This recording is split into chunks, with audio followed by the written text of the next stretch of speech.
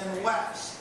And we said that this was significant, right? Because water transportation connecting the east and the west previously didn't exist. And that was a big obstacle to western expansion. You know, if you're going to go across the Appalachian Mountains and there you're going to be virtually isolated, how is that area going to expand? Well, as transportation improved, that facilitated a more rapid and intense expansion that we mentioned yesterday. Then we talked about urbanization, the growth of cities. And we said that technological improvements in transportation affected urbanization, as did a mammoth immigration. And we were talking about that massive immigration when we concluded yesterday. We said, look, you know, that in the 1840s we had the highest percentage of immigrants in American history. And we pointed out, Jack, that look, all through American history there have been immigration. There has been immigration. Right? People coming from Europe, people coming to a lesser extent at times from Asia, people coming from Latin America, people coming from Canada. There was immigration.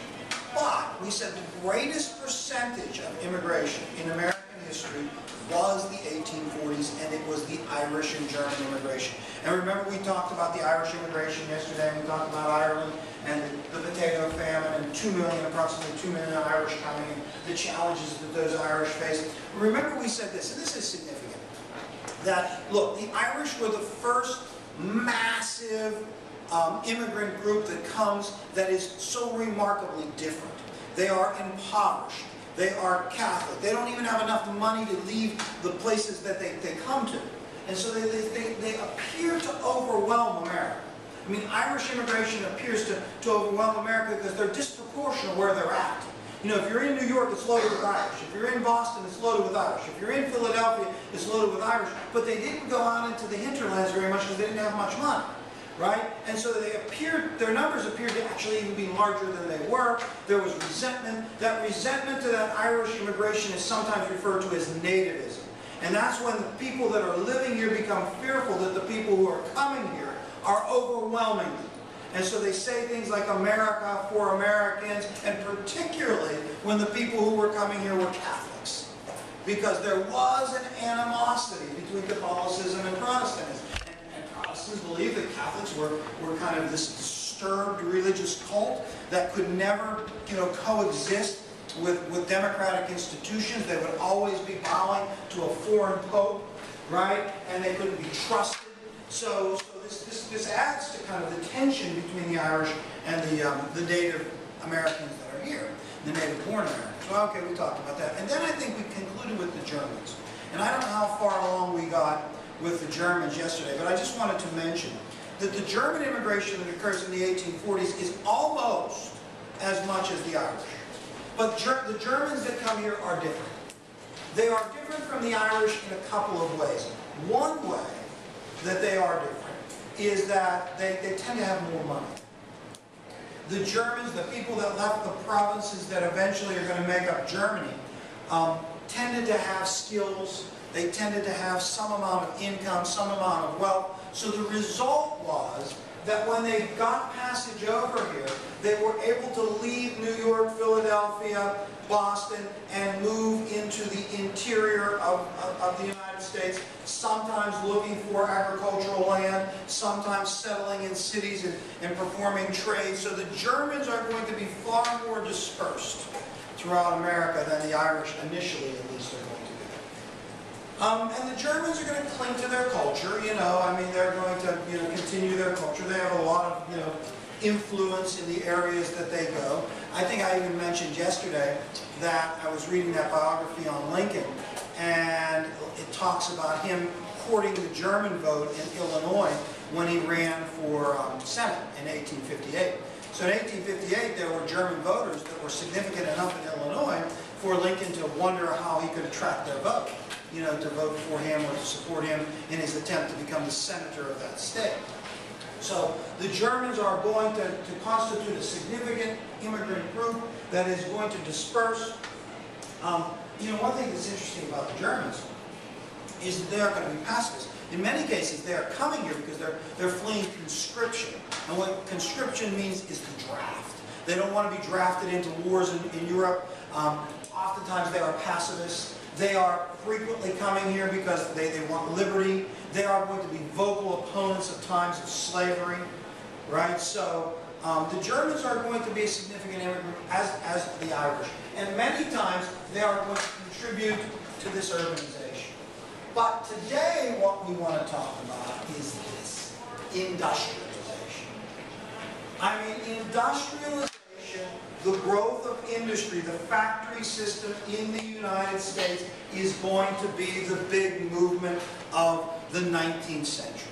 America moves in the 19th century from being a rural agrarian society, culture, economy, to an urban industrial. I mean, that's the big transformation. The big transformation in America in the 19th century, beginning in the aftermath of the War of 1812 and culminating around the turn of the century in 1900, is that America moves from being agrarian and agricultural to urban and industrial, right? People living in cities and working in factories, from people living in the countryside and working on farms. So, where does this come from?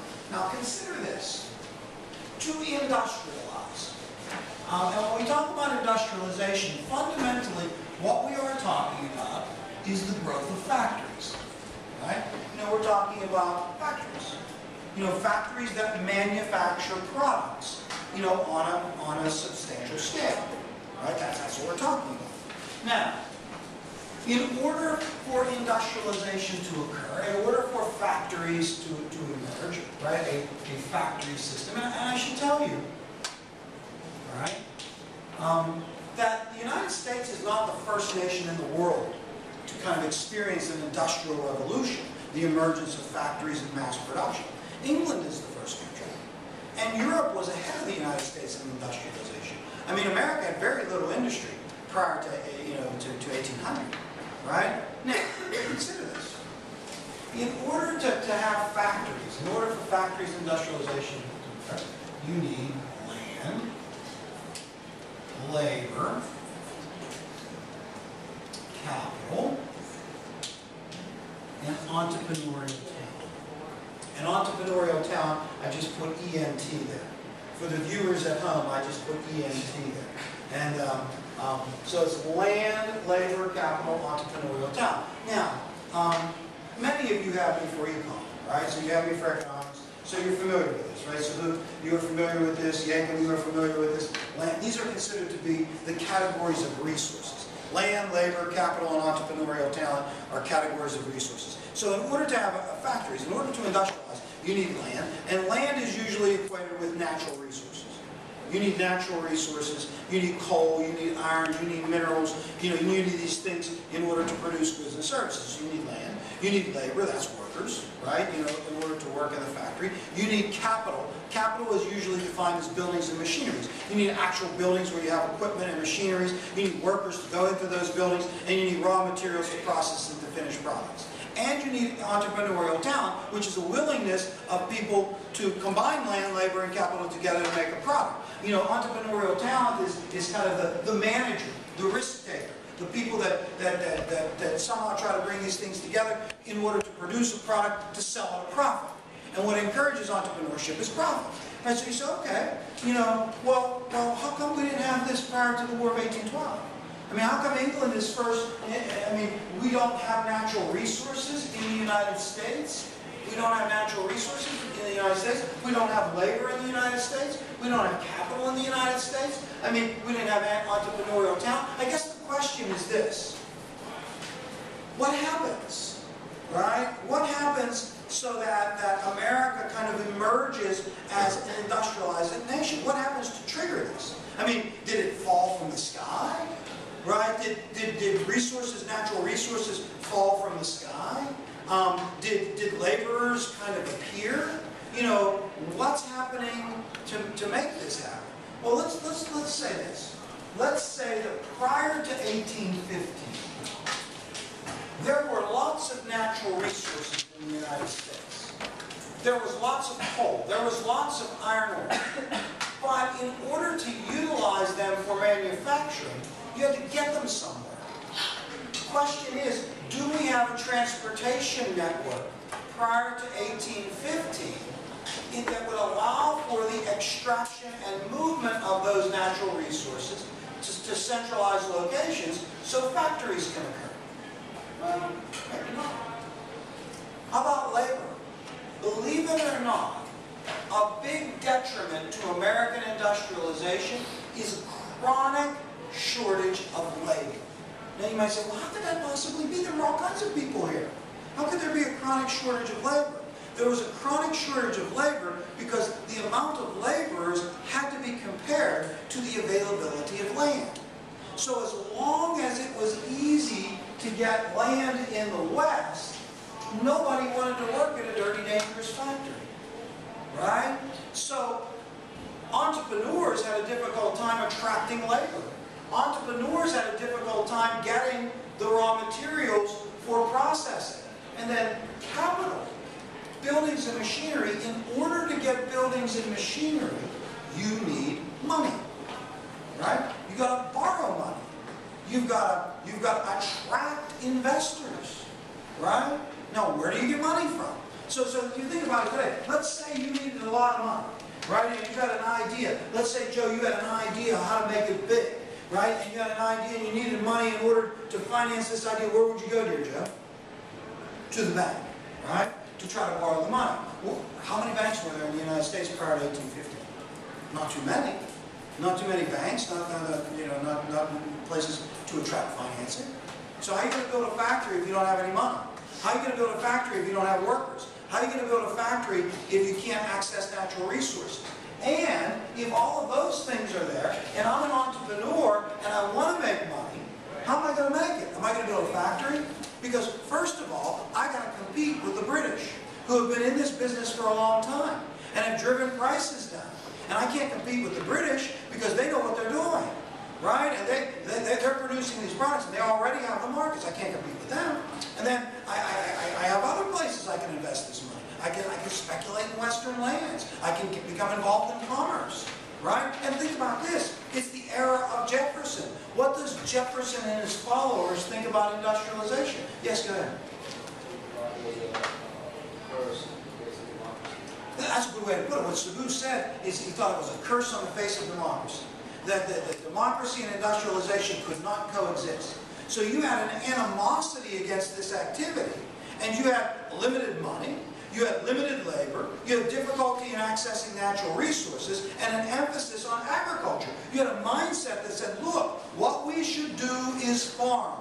And if we farm, we can trade our farm surplus for the industrial products that will be made in other places. This is better. Stay out of the city, stay out of the factory. Right? Now, this changes.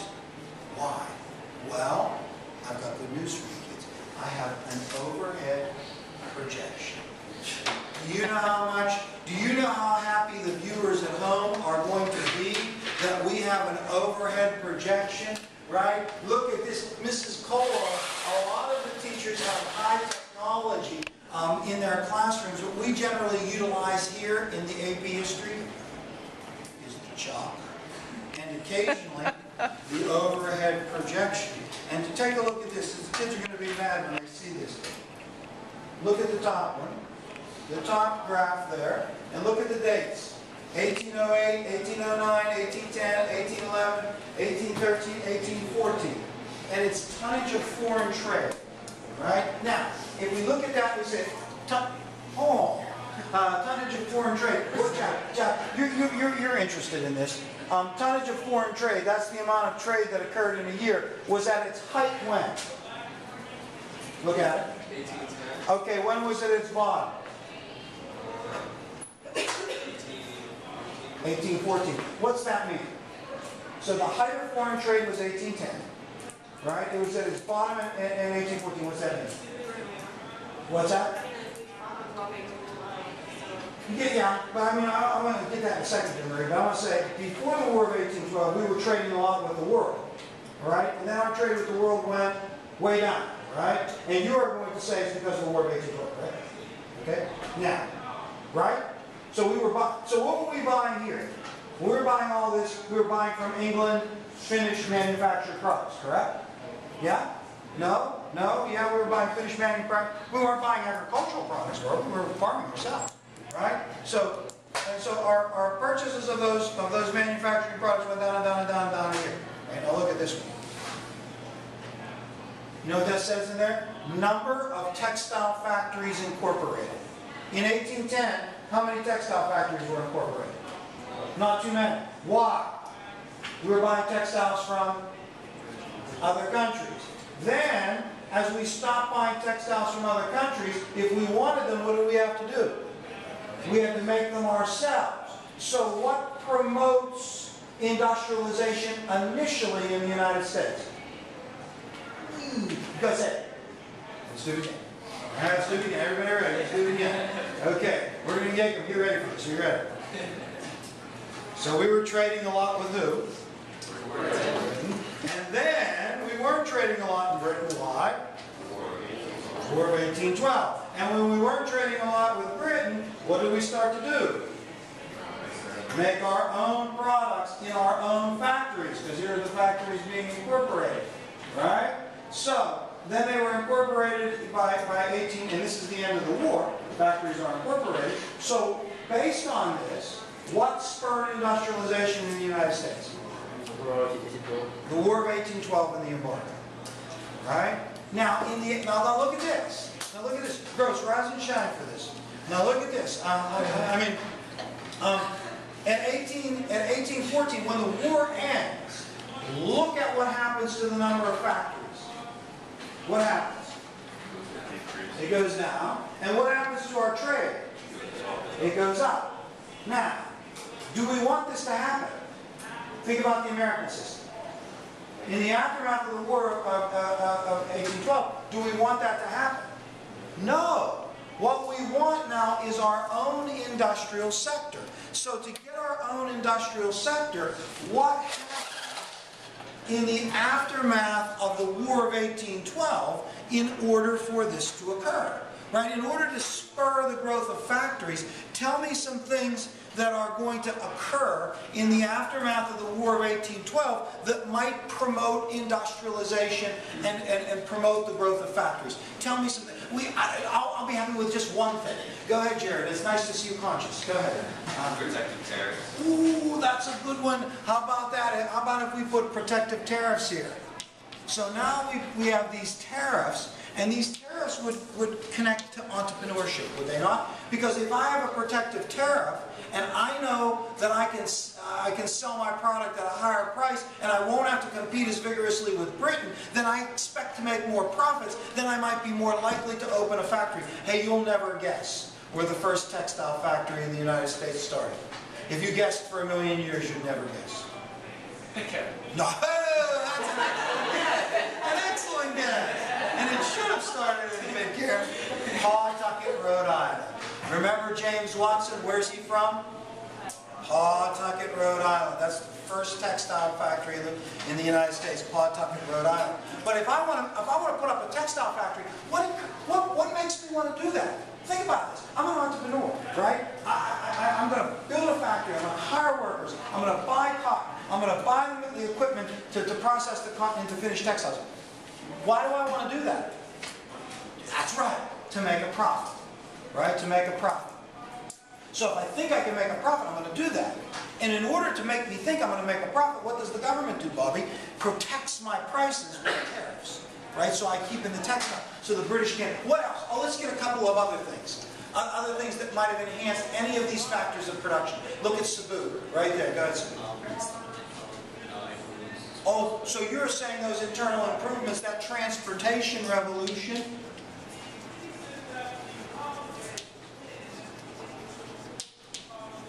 let me ask you this. The transportation revolution, the canals, the railroads, the turnpikes, the steam technology, could that arguably affect all of these?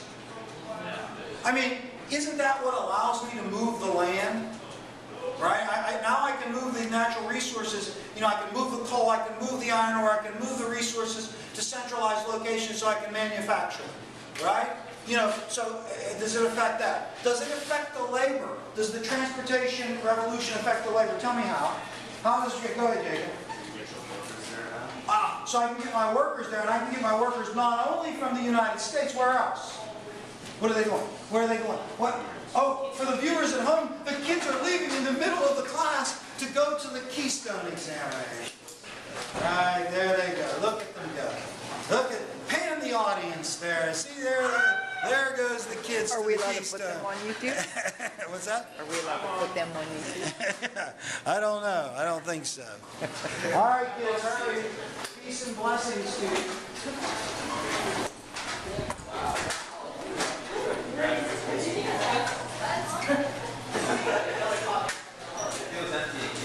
The rest of this will be on YouTube if you want to watch it.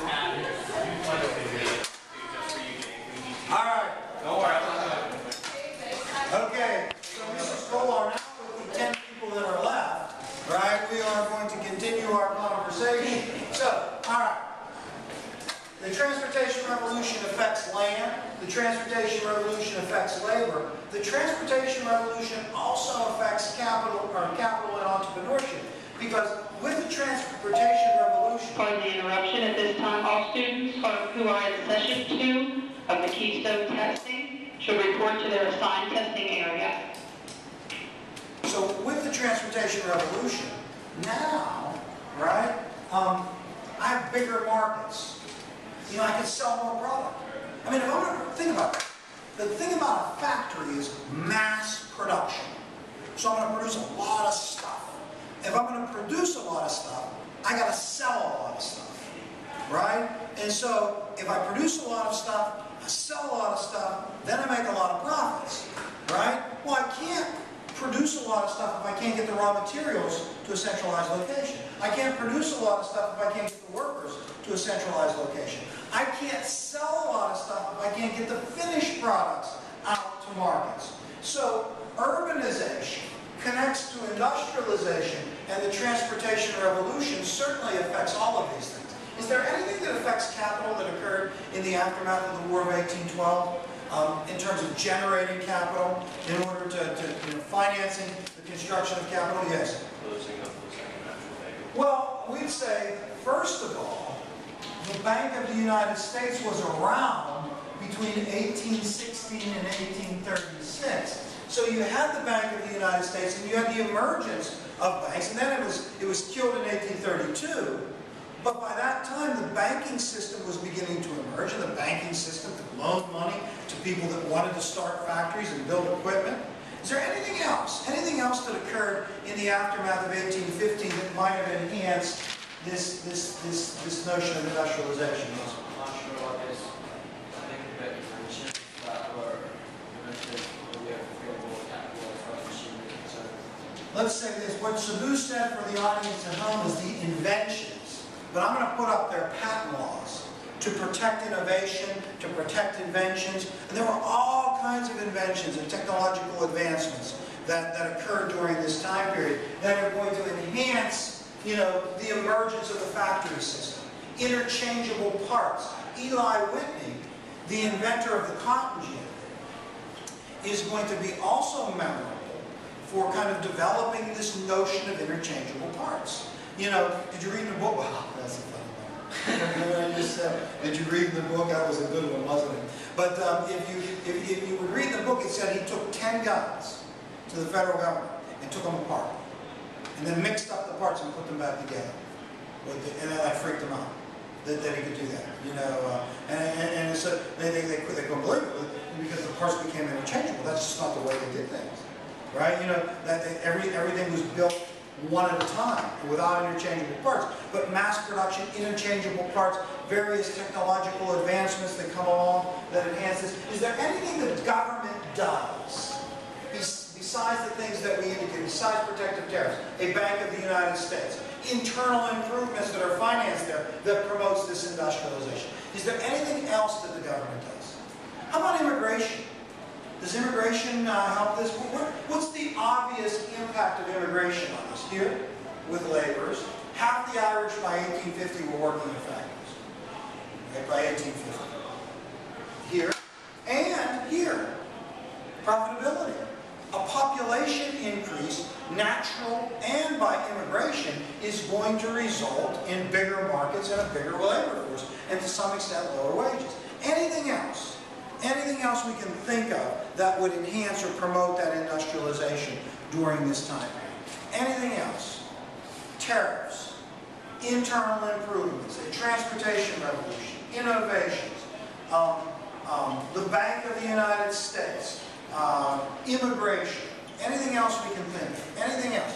One other thing that I would mention, how about the martial court? The legal environment. You know, the legal environment, protecting contracts, you know, contract laws, preventing state governments from intruding into private enterprise. The martial court contributes to this as well. You know, the environment of business. And there's also this notion of incorporation. You know, that style of business where you can incorporate your business activity so that you can attract investors who have limited liability.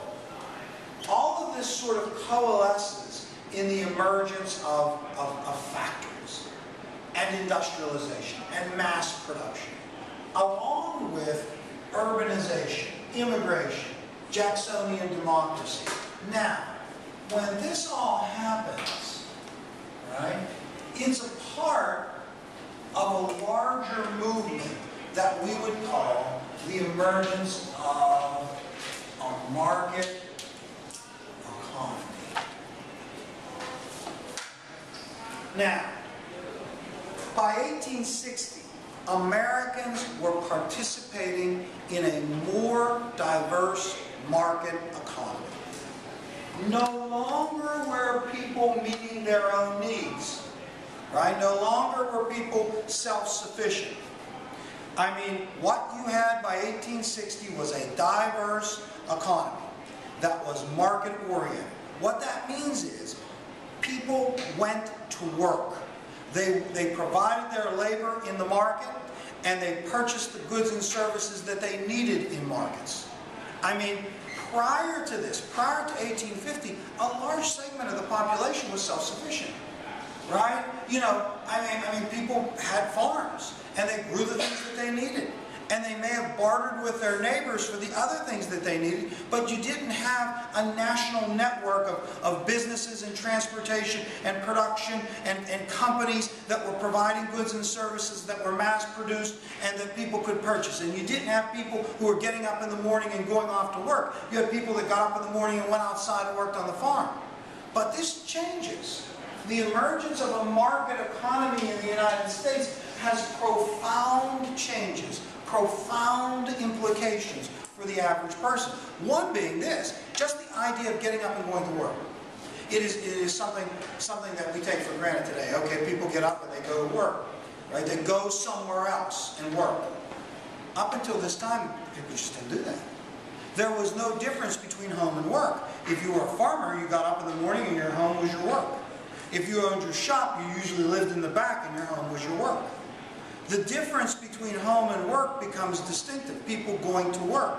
And you know, it has like social implications to it. You know, men went up and they got up in the morning and they went to work, and oftentimes women stayed home. So there were different spheres. The sphere of the woman was the house, the sphere of the man was the workplace. These things were separate. These were changes. I mean, these were profound changes. The products and services that were available, the cities that were growing and what was available there, the entertainment and other things that were there in the cities, the places of commerce. Now, here's what's interesting. As these things are transpiring, these changes are transpiring, and the central one is industrialization, right, and all the implications to that. Not everybody likes it. Not everybody embraces it. This is a nice way to put it. The changes that occur in America during this time and in the 19th century in general, the changes that occur in America in this time in the 19th century in general create both optimism, where people think, my goodness, we are going to have progress, right, and anxiety.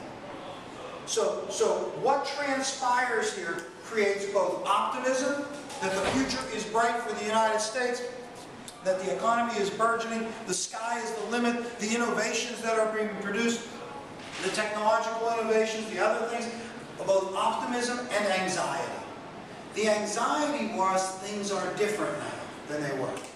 You know, one text, I don't know what book it was, I don't know if it's your book, it may be, I think it's another book, said that many people looked at this time period, the 1840s and the 1850s, as a period of factories, foreigners, and flawed morals. Factories, foreigners, and flawed morals. I mean, clearly the market economy created booms and busts. You know, a more unstable economy. Things went up and down, right? You know, certainly, a disparity in income and wealth. You know, a greater disparity. I mean, in the market kind of industrial economy, you are going to get the mega rich. The word millionaire is coined at this term, but you're also going to have poor, right? So you're going to have this disparity of rich and poor, booms and busts. You're going to have the disparity between the workplace and the home. And these all represent changes that some people see as being positive, they're optimistic about these changes, and some people have great anxiety. The result is that this optimism and anxiety, this kind of concern about change, results in a flowering of reform. It's interesting, right? So I mean, what do we have going here? We have all of these things happening at the same time. The factory system and the emergence of factory and industrialization is huge. It has lots of implications, lots of changes. These changes are, in some ways, things to be, happy about, optimistic. In other ways, they create anxiety. So what's America's response to that?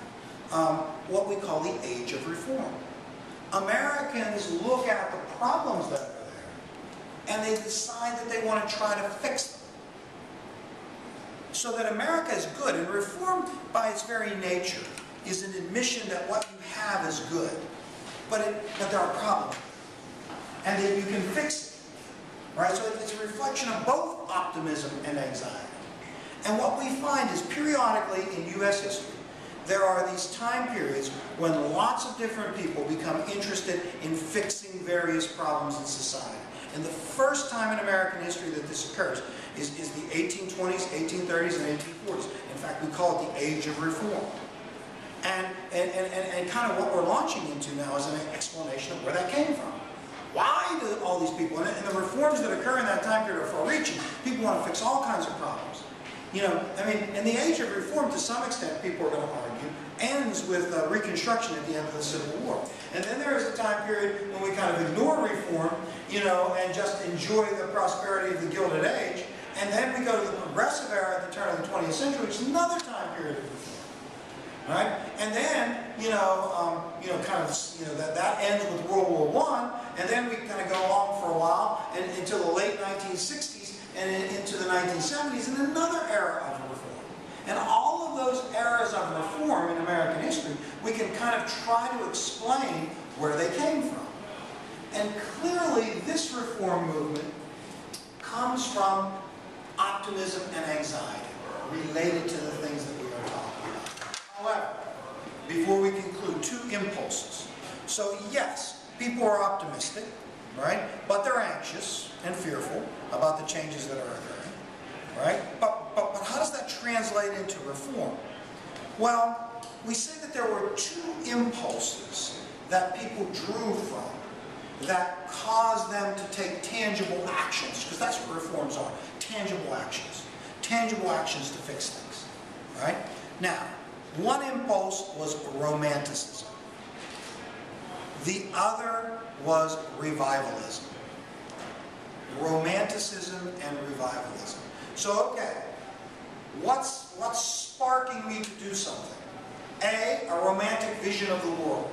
Or B, I'm inspired by far-reaching and widespread revivals that occurred during this time period. Now, quickly, Romanticism. Now you have English, right? Literature, English, right? So you read, you talk about romanticism. Do you discuss you've heard of English class, right?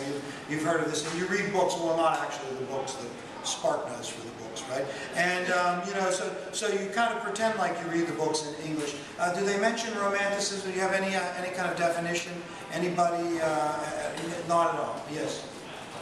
Last year we learned in English that it's kind of like an evolution how it's different from a worldly perspective.